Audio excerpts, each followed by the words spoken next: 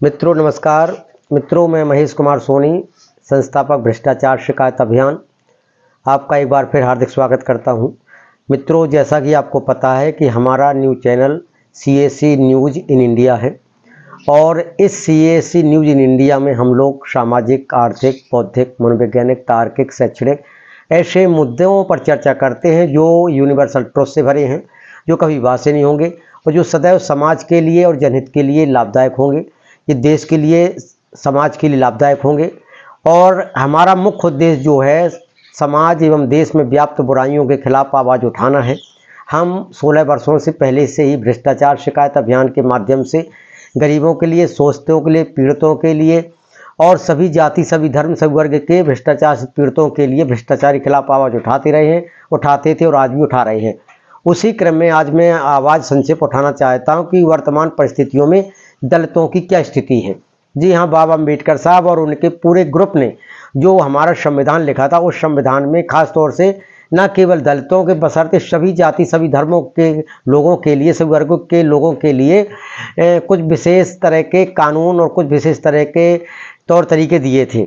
लेकिन उसमें खास तौर से सभी का विकास तो पहले से ऑलरेडी हुआ है, लेकिन दलितों की स्थिति बहुत ही खराब थी। उनके पास रोटी, कपड़ा, मकान नहीं था, उनको सही समय से चिकित्सा नहीं मिलती थी, उनके साथ छुआछूत की स्थिति थी। उनके किसी के पास मकान है तो किसी के पास धंधा नहीं, किसी के पास धंधा है तो किसी के पास शुद्ध पानी नहीं, किसी के पास रोटी, कपड़ा, मकान है तो किसी के पास पढ़ने के लिए किताबें नहीं थी।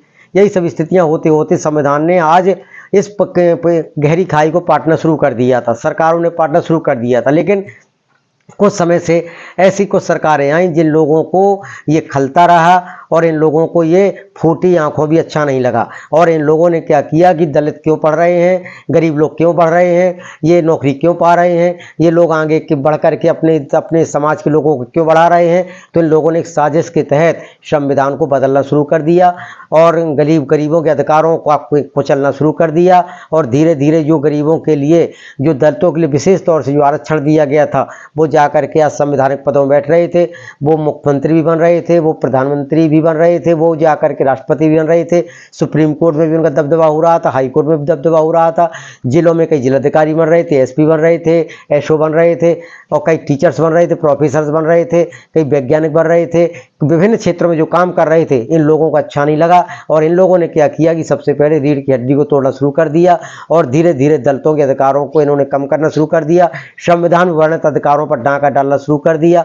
अगर यही हाल रहा तो किसी भी देश का दलित हो, चाहे वो भारत देश का हो या किसी भी देश का दलित हो, जहाँ दलित ज़्यादा रहता है, दलित का मतलब जिनको मूंग की तरह दल दिया गया हो, जिनको पीस दिया गया हो, उनको दलित कहा जाता है। यही कारण था कि हमारे महात्मा गांधी राष्ट्रपिता जी ने इनको हरिजन कहा था कि हरि के जन है, भगवान के जन है। लेकिन वर्तमान में जो संविधान में जो दलित शब्द है वो बड़ा ही पिसा हुआ शब्द को दलित कहते हैं। तो इनकी फिर से रक्षा करने की ज़रूरत है। अगर इनकी हमने रक्षा नहीं की तो एक बहुत बड़ा जो हिस्सा दलितों का है उससे हमारे देश की अर्थव्यवस्था का बहुत बड़ा प्रभाव पड़ेगा और हमारा विकास रुक जाएगा, क्योंकि दलितों से ही मजदूर निकल के आते हैं, दलितों से ही किसान निकल के आते हैं, दलितों से ही जितने भी देश में फैक्ट्रियों में या जहाँ भी कार्य होते हैं और अर्थव्यवस्था में अंतर आता है, अर्थव्यवस्था का जो विकास होता है वो सब दलितों द्वारा कम से कम 50% से ऊपर काम होता है। इसलिए दलितों की रक्षा करिए दोस्तों। मैं महेश कुमार सोनी एक बार फिर आपसे प्रार्थना करता हूँ कि मेरे इस चैनल को सब्सक्राइब करिए तथा लाइक, कमेंट हमारे इन विचारों को करिए। हमें आपकी प्रतिक्रिया चाहिए। भारत माता की जय।